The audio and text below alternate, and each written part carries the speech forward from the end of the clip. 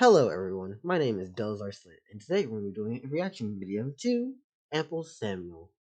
And this is going to be called I Remember You, Simon's Lament. So, let's begin.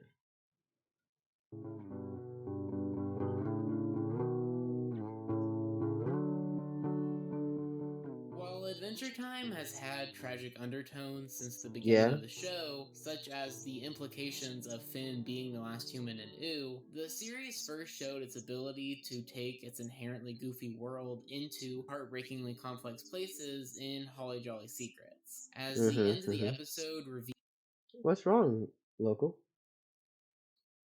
reveals Ice King's past as Simon Petrikov, with Finn and Jake watching tapes that depict his descent into madness. And while this episode's ending is sad and does paint the show's weekly antagonist in that Yeah. light, it's also missing something. As assume that since Simon doesn't remember his past and all of his friends from the war must be dead, there's nobody left to be sad about what happened to him. The show needed somebody to mourn Simon, and at the end of season 4, I Remember You delivers the emotional punch this reveal needed in more ways than ever imagined, and that's what we're talking about today. In this video, we're going to go through some of the most iconic 11 minutes of 21st century animation.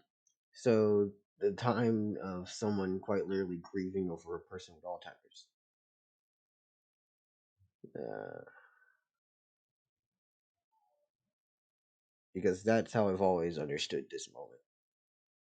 Knowing that a person has basically not degraded, but they're wearing down and they don't remember you. Break down all of the songs and abundant symbolism, and discuss how this episode depicts Marceline's devastation in response to Simon's presence in such a heartbreaking way. Do you even love me? Ah, it's rhetorical, Gunther. The way this episode builds up to its central reveal is actually quite interesting, as despite the story primarily being about how Marceline deals with her grief, we start in the Ice Kingdom, with Ice King singing a Gunterfied version of Marcy's Fry song about her dad, which, in retrospect, is baked in the irony of Simon's descent into madness being the reason that she had to deal with her father's shenanigans in the first place. There are some other clues during this first section that hint towards this episode's ending too, as Ice King mentions his inability to remember his past before heading out to write a song with Marceline. I will say this at least. This, for those who definitely remember this episode, it is quite literally the episode that made me want to go, this is too fucking sad. God, I remember being a kid and always wondering, what does this mean? What's going on? And then I realized, oh, I don't remember. Also, that fucking snail. That fucking snail. This is a good time to talk about Finn and Jake in this episode for a moment, as while their appearance is easy to write off as an example of the show's initial hesitancy to cut out the second half of Adventure Time with Finn and Jake until the 5th season, they do have some of the best jokes in the episode. Your constant harassment of the female gender makes me sick.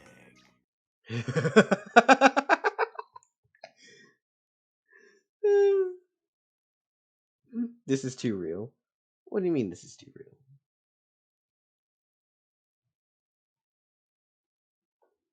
Um,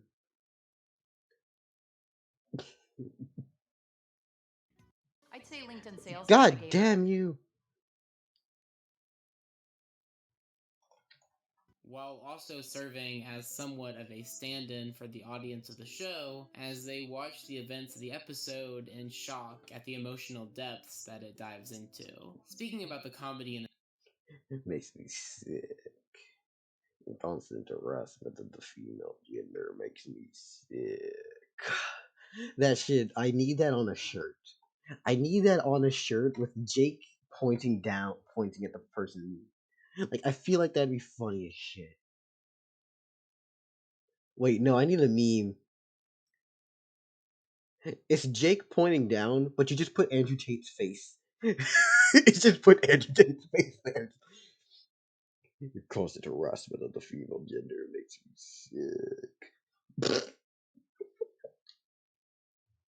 this episode. Most of this video is obviously going to be spent talking about the other aspects, so to quickly comment on the humor of this episode, it's great. Besides the aforementioned Jake line, it's Mm-hmm. also really funny, at least in the first half of the episode, to see Ice King maniacally dance around Marceline's home. And there are quite a few jokes that are quietly great, like this Mm-hmm. one that hits a little bit differently post finale.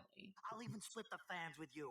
I get the princesses and you get whatever it is you're into. With that out of the way, The princesses, and you get whatever it is you're into. Huh. He said, we get most of the bitches, but you can take yours. we can get into the primary focus of the episode, being Marceline's reaction to spending some time with the shell of a man that saved her life and raised her. This kicks off as soon as he enters the cave, as Marceline quietly mumbles no as she goes to tell him to leave. However, despite what Marceline says, she clearly allows him to enter her home anyway, despite clearly being physically Mm. powerful enough to remove him. Okay, why is it breaking down with audio? What the fuck?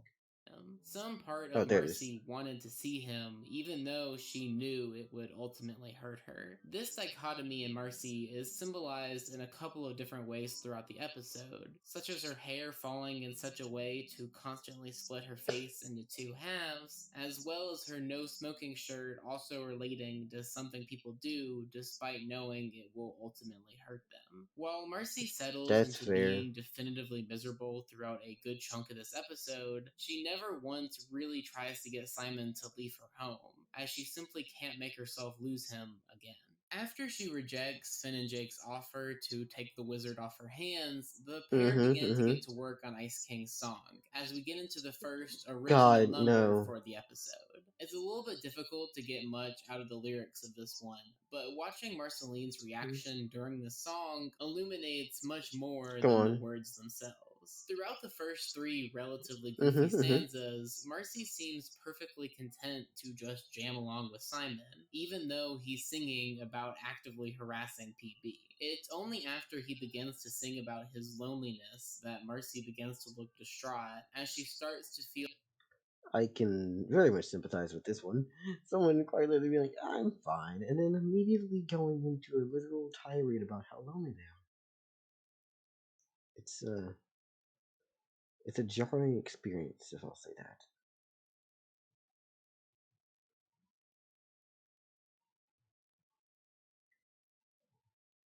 genuinely devastated for Simon all over again. Eventually, as he continues to sing about his desperation for some kind of love, Marcy is forced to tackle him before his ice powers destroys her home and her Hmm. life all over again. And this is where we get yet another really interesting moment in this one, in both how Marceline and Simon react after he pushes her off of him. Instead of getting angry or even surprised, Marcy just sits there in melancholic acceptance that Simon's insanity has hurt her once again. God On the damn it. other hand, Ice King feels immense remorse after doing this, leaving her alone and climbing atop her freezer, mirroring how Simon climbed atop his frozen mountain to presumably stop himself from hurting people in the first place. And it's in No. this configuration, with Ice King atop his frozen palace watching Marceline, that we get into the next song, Nuts, which clearly indicates the inner conflict in Marcy that I was talking about earlier,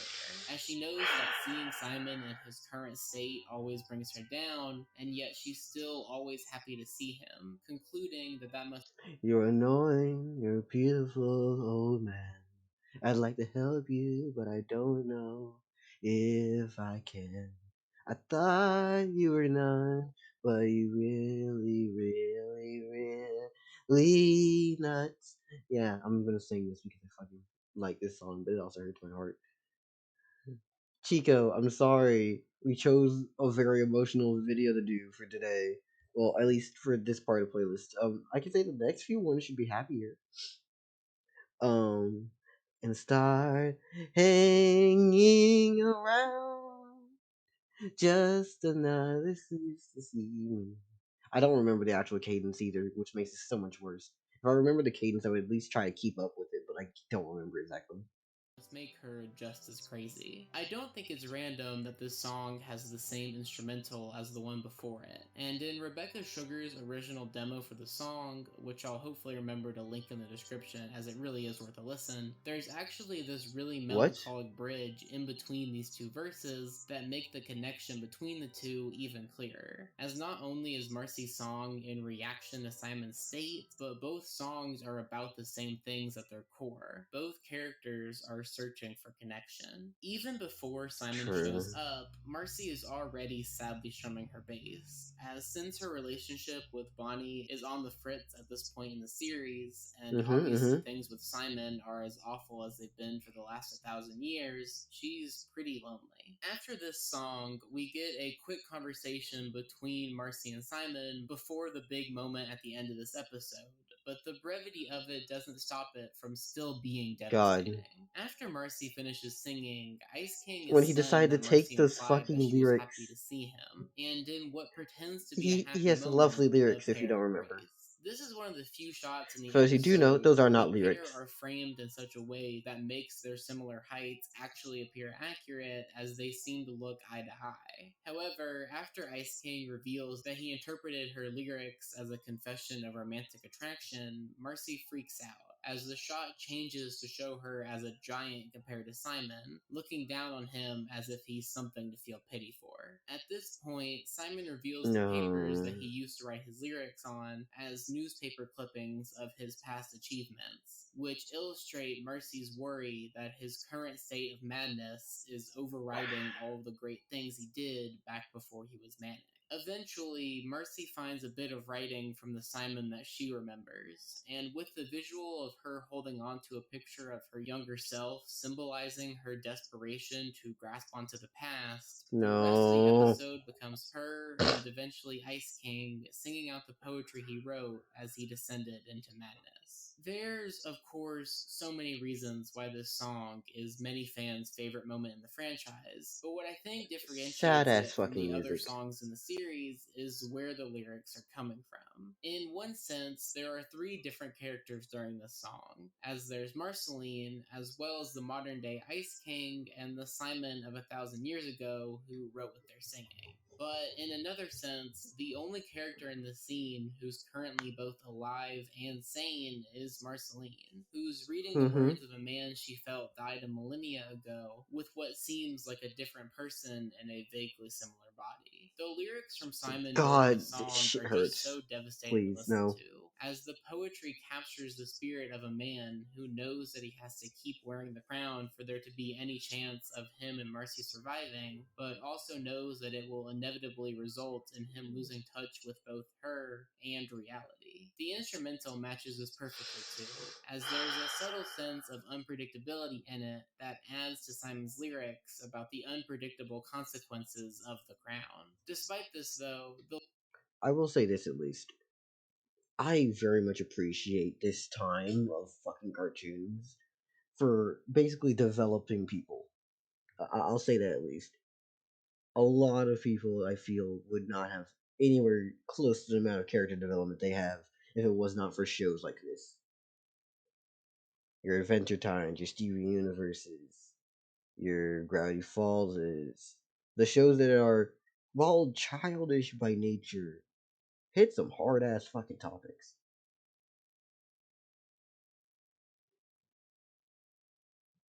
Yes, and I would also lump in Amazing World of Gumball, but that one hits you with more, a little bit more satire. Um, oh yeah, Total Drama. Total Drama basically made an entire generation completely say "fuck you" to reality TV, and I'm so thankful that is a thing. Reality TV is stupid. lyrics in the song aren't about how much it sucks to be Simon, but instead it's really a plea for Marceline to not hold his actions against him, something that becomes even We don't talk about One Punch Man as a child. Did you watch One Punch Man as a child?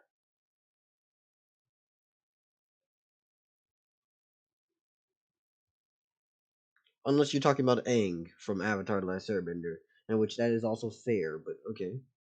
more impactful with the context of how much Marcy despised the crown from the very beginning. And it's her reaction to reading words from a man that Marceline thought was long dead that ultimately makes this episode such a gut punch, as she breaks into full on sobbing once she hears the voice of Simon reading the words that he wrote so many years ago. There's something so powerful about hearing her sing the poetry of a man who knows the pain he's going to cause when he can no longer recognize her, alongside proof that he was Hmm. correct.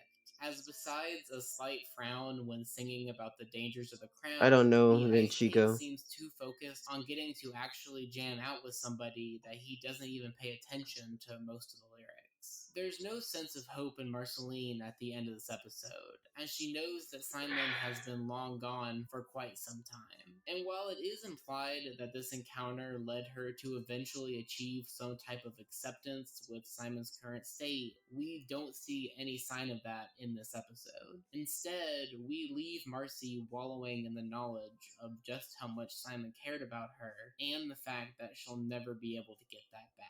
The episode ends with one final gut punch, as we get a glimpse into the Mm-hmm. formation of the relationship that Marceline has been mourning throughout the entire episode, as we see the two of them meet, with Simon giving Marceline Hambo, recontextualizing why that doll meant so much to her as a representation of the way that Simon changed her life. God damn it. Listen, They really need to stop with this bullshit. Like, I don't think they may know it, but like, my ability to hit the pause button is faster than you can think. So, as you can likely figure out, this episode, and Fuckers. Ice King's character by extension, partially serves as a metaphor for somebody with dementia who's completely Yep. lost touch with who they once were. But how I think this episode perfects this concept is by focusing almost the entirety of this episode's emotional punch not on Ice King and how he lost who he once was, but on Marceline and how she has to deal with a constant reminder of the man who rescued and raised her, who doesn't even remember. That also makes more sense from the perspective of like a kid. If a kid knows someone who's going through this, and more than likely the kid's not going to have dementia. It's not going to be the kid having to worry about it from their perspective. The kid's going to have to be in Marceline's perspective, seeing someone go, which is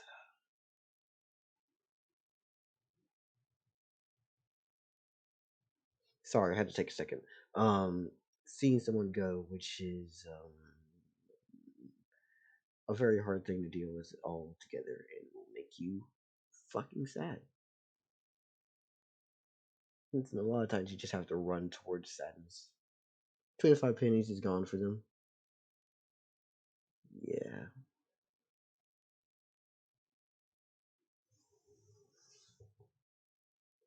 Someone called that a quarter.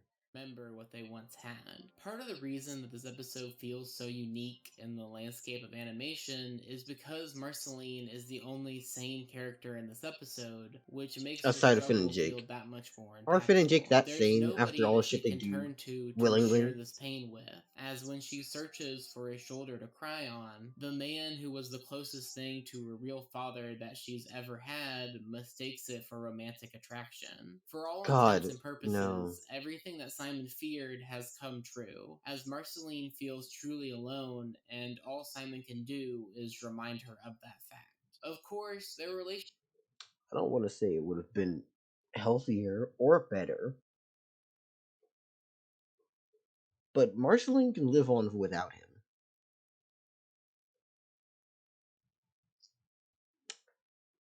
Did he need to wear the crown?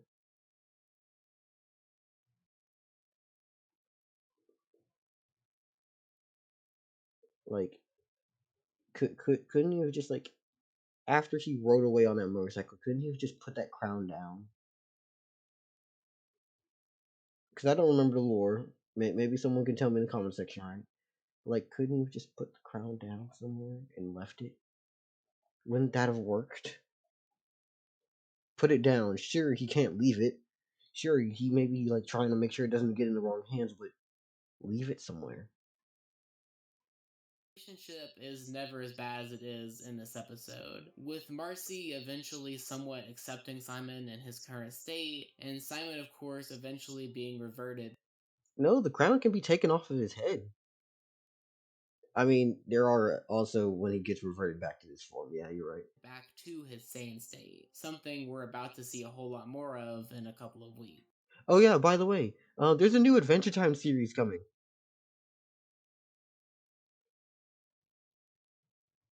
Yes.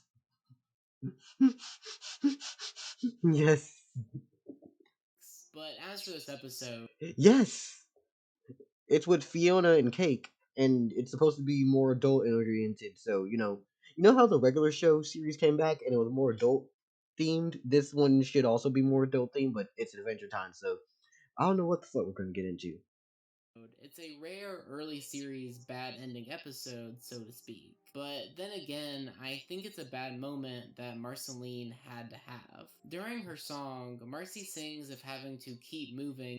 Marcy is one of my favorite characters in Adventure Time. If I had to really put her up there,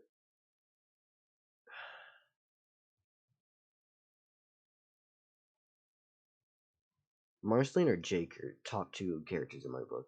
I can't decide which one I'm gonna put in there. It's number one, so I'll put both Marceline and Jake at the same tier. They both make good music. They both are very fucking interesting people to talk to. Actually, Jake might be my favorite if I was to like show him off to someone, because Jake is just an all-around good person who's had some fucked up shit in his past and decided to make something better out of himself, which is what I would like to do. Although I'm not sure if I will. Um, let's begin the video, Because Jen. of trying to avoid Simon, something that almost certainly didn't help with her loneliness problem, and it's very possible that if this interaction with Simon ended like all their other interactions, that she would Mm-hmm. have packed up shop again and found another place to live. But because she had this moment with him, a brief mutual understanding that what once was will never truly be again, she's able to start the process of moving on, even if we don't see that in this episode. While I Remember You isn't my absolute favorite episode in the show, although it is very close, I'm not sure there's another quarter hour in the franchise that makes you empathize with a single character as much as this episode does with Marceline. Through 3.5 fantastic songs, an absolute ton of symbolism, and an emotional Is it bad I want an extended version for a good chunk of these songs that were mentioned just now? Like, I want extended versions of them, even though I know that they would only hurt me. core that rivals anything else in animation, this episode truly introduced a shift into the more complicated and mature show that Adventure Time would turn into for its last 6 seasons, and it's this shift that made me fall in love with the show and still talk about episodes from it 12 years later. Anyway, that's Has it been 12 years? It's been fucking 12 years. How the fuck was it 12 years?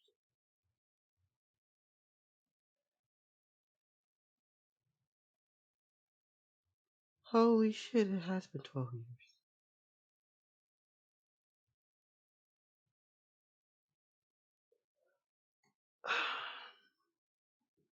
that that's not good. about it for me. Um, With Fiona and Cake on the horizon, I was really struggling with what videos I should make this month that will somewhat lead into that miniseries, and since I already covered every gender bent episode in the show, I thought the best alternative was to cover the other third of the spinoff in Simon. Hopefully, this won't be the last Adventure Time video that I make pre Fiona and Cake, as you can probably guess mm-hmm. what other Simon episode I really want to cover before August Yeah. 31st, but I've been really busy as of late, so no promises. If you want to know whether or not I can actually manage to make the 4 videos I want to this month, you can find my Twitter in the description. But either way, this has been AmpleSamuel, and I'll see you in hopefully about a week to complete the Steven Gets Bad Advice trilogy. Thanks for watching. There's a what? Okay, for reference, last I haven't actually done a lot of like I've done no reactions to this channel. I've mainly watched them for one video, and that was the Fryboy video. And God, that's for reference. How much do I like the Fry video? This much. I don't see anyone smiling. You pick up a job to buy a house or raise kids or to impress your dad. I've You clipped work this. away your life, and what does it get you? Smiles and faces? No. You get cash. Cash that Can't buy buy back neck what the what the job dog takes. takes. Not if you You rode rode every every seahorse seahorse in in the the world. world. I don't see anyone smiling. You pick up a job to buy a house. That is the video that started me. I subscribed then. And I've been subscribed since. We're gonna like this video. And I very much love what you're doing. My name's been Delzar Sled. I will, if you like this, I'll do more of it, honestly. But my name's been Del, and yeah, get into the description of this video. You're gonna find a link to this channel and to these videos and all this stuff. Okay. From there, explore, have fun, do whatever the fuck you want. And my name's been Del. I'd love to have you around some more. Anyways, please. I don't think I need to actually plug myself. Don't feel like it today. Or at least just not for this video. See you. And goodbye, even.